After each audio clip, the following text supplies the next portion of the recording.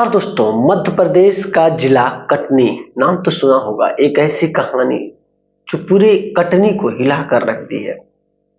दरअसल कहानी एक रजनी नाम के 23 साल की लड़की से जुड़ी हुई है। रजनी के जो माता पिता थे, गांव के ही कुछ दुश्मनों से दुश्मनी होने की वजह से मारपीट में, झगड़ा टंटे में इनको इतना इंजर्ड हुए ये कि इनको हॉस्पिटल में एडमिट कराना पड़ा।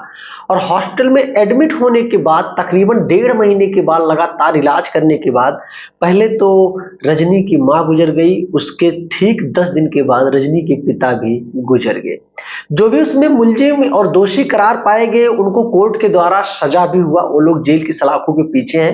लेकिन अब सवाल ये उठता है कि रजनी और रजनी का एक भाई अनुराग, जिसकी उम्र 16 साल थी, जो कि दिमाग से भी बहुत मंदबुद्धि था, अब इन दोनों की परवरिश करेगा कौन? ये बहुत बड़ा सवाल बन चुका था। आसपास के पड़ोसियों में तो ये लालच थी कि रजनी के पिता के जो घर हैं, जो इनके बैंक बैलेंस में थोड़े बहुत पैसे हैं, जो जमीन जायदाद है, ये सारे अगर उन पड़ोसियों को मिल जाते तो शायद रजनी की भी लोग शादी करके कहीं सेटल कर देते और जो अनुराग था इसके भी दवा इलाज और पढ़ाई लिखाई करवाते।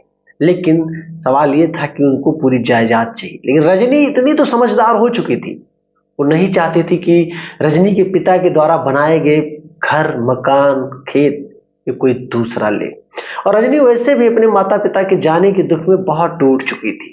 जब भी किसी को पाती, बैठ के चुपचाप रोती और अपना दुख लोगों से कहती। लेकिन अब जो रजनी के मामा जी थे, वो रजनी के पास आए और कहते हैं, बेटा तुम परेशान मत हो, तुम मेरे साथ चलो। लेकिन रजनी जाना नहीं चाहती थी।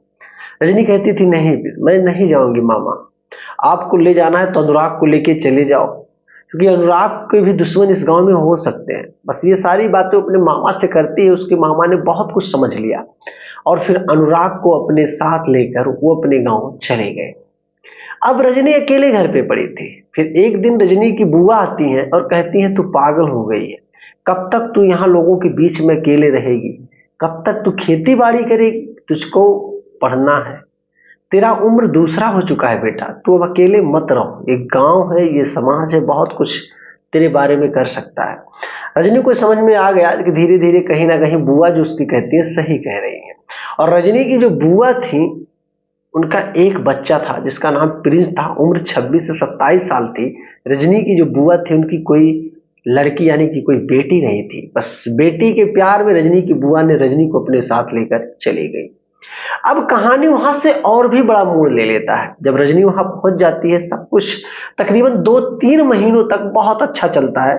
यहां तक कि जो प्रिंस और रजनी में व्यवहार थे, संबंध थे, एकदम सच में भाई बहन की तरह थे, बहुत अच्छे संबंध। रजनी भी अब खुश रहा करती थी। उसको कभी पता ही नहीं चलता था कि माता पिता की कमी क्या हो रही है और भाई की कमी क्या हो रही है। चूंकि माता पिता की जो कमी रजनी को थी, उसकी बुआ और फूफा दोनों मिलकर पूरा कर दे रहे थे।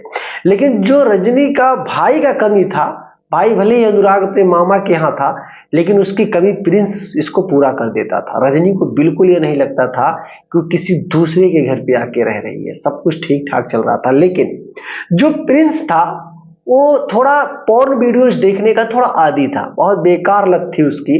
धीरे धीरे करके बस वो रात में पढ़ता, जब उसकी नींद खुलती मोबाइल फोन उठाता, पॉर्न वीडियोज देखता और तमाम प्रकार की बातें सोचता। ठीक बगल के कमरे में रजनी भी अकेले सोया करती। उसको एक निजी कमरा मिला हुआ था और उसी कमरे में सोती, पढ़ती, लिखती, सब कुछ उसका उसी में चल रहा था। अब धीरे धीरे करके प्रिंस रजनी के पास कमरे में जाता बहाने से कि उसको नींद नहीं आ रही है, डर लग रहा है, अजीब लग रहा है। वो रजनी के कमरे में बैठकर रजनी से बातचीत भी करता था। धीरे धीरे करके रजनी को कुछ नहीं पता था, लेकिन प्रिंस के दिमाग में तो कुछ और ही चलने लगा था। अब प्रिंस ने एक दिन तो हद तब कर दिया, जब रजनी के कई सारे प्राइवेट वीडियोज इसने बाथरूम में कैमराज लगा करके, इसके बेडरूम में कैमराज लगाकर उसको अपने मोबाइल फोन्स में कैच किए।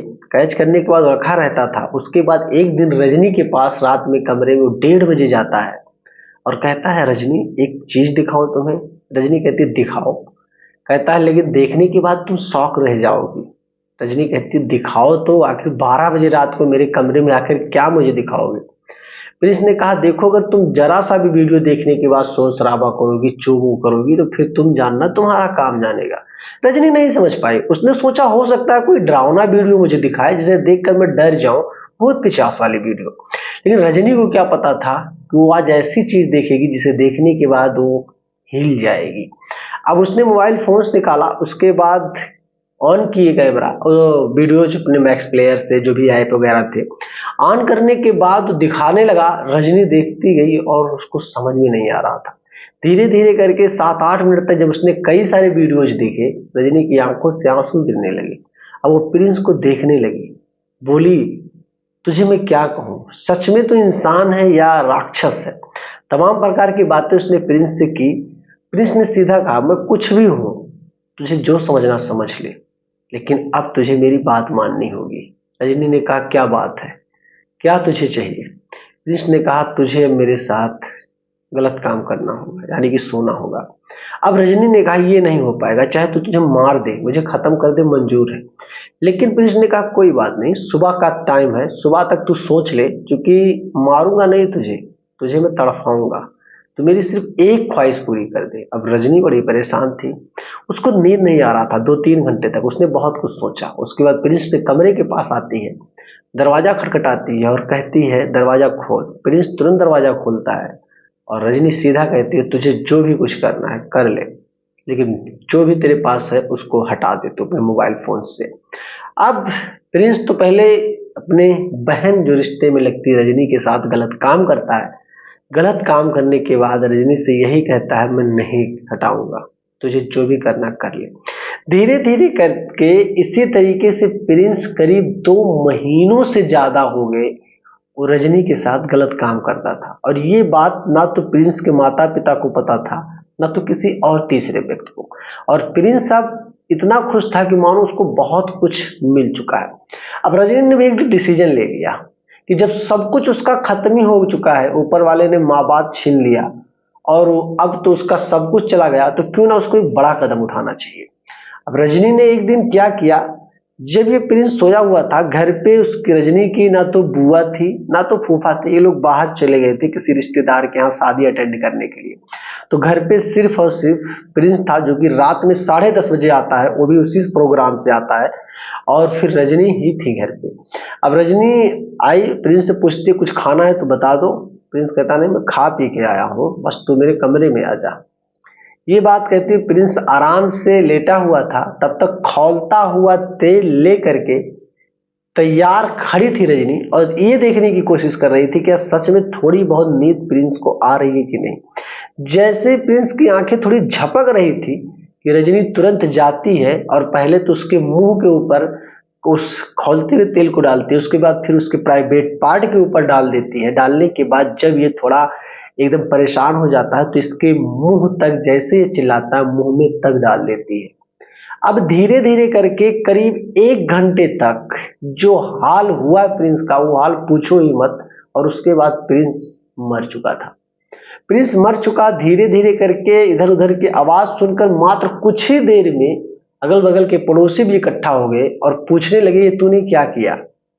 रजनी कुछ नहीं बता रही थी, बस चुपचाप बैठकर और रो रही थी। और उसके मोबाइल फोन को इस तरीके से कूच कूच के कूट कूट उसको तोड़ दी कि मानो कि कोई बहुत बड़ा दुश्मन हुआ हो उसका मोबाइल फोन प्रिंस का।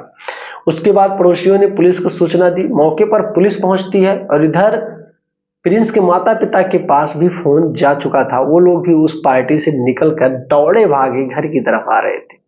इधर पुलिस पहले तो प्रिंस की बॉडी को पोस्टमार्टम के लिए भेज देती है। उसके बाद अब रजनी को गिरफ्तार करके इससे पूछताछ किया जाता है कि सच में आखिर क्या दुश्मनी ऐसी थी कि जिस परिवार ने उसको सहारा दिया, पाला पोसने की जिम्मेदारी ली, शादी करने तक की जिम्मेदारी ली, उसी परिवार के एक बेटे के साथ रजनी ने ऐसा क्यों किया। बहुत बड़ा सवाल बन चुका था पड़ोसियों के भी नजर में और पुलिस के नजर में भी। अब धीरे धीरे करके महिला कांस्टेबल वगैरह रजनी से बहुत कुछ पूछने की कोशिश करने लगी। उसके बाद रजनी ने रोते हुए पूरी घटना के बारे में बताया जो अभी तक आपने इस कहानी में सुना है मेरे दोस्त। उसके बाद पुलिस ने तो शॉक हो गया, पुलिस के पास तो शब्द ही नहीं थे। लेकिन धीरे धीरे करके उस मोबाइल फोन के कुछ ऐसी चीजें थी, कुछ ऐसे पार्ट थे जिसके माध्यम से पुलिस ने पूरी सच्चाई को कवर किया। और कवर करने के बाद इस चीज को न्यायालय में पेश किया गया। महज कुछ दिनों की सजा के बाद रजनी को वहां से रिलीज कर दिया गया, छोड़ दिया गया, ये कहते हुए कि इसने जानबूझकर तो किया, लेकिन एक महिला कर भी क्या सकती है, इसने अपनी रक्षा में, अपनी सुरक्षा में ये कदम उठाया, ना कि इसने जानबूझकर कोई षड्यंत्र रचाया।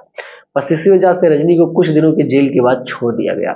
दोस्तों, ये कहानी में एक जागरूकता के माध्यम से सुना रहा हूं, ताकि आप लोग इस कहानी को सुनो, आपके अंदर बहुत कुछ सीखने की क्षमता बढ़े, जानने की क्षमता बने कि वाकई में सच में एक कहावत है कि अकेले टूट के बिखर जाना, सब कुछ कर लेना, लेकिन किसी का सहारा मत लेना, क्योंकि सहारा अगर कोई देगा तो जाहिर सी बात है कहीं ना कहीं वो कुछ ना कुछ तो आपसे चाहेगा जरूर।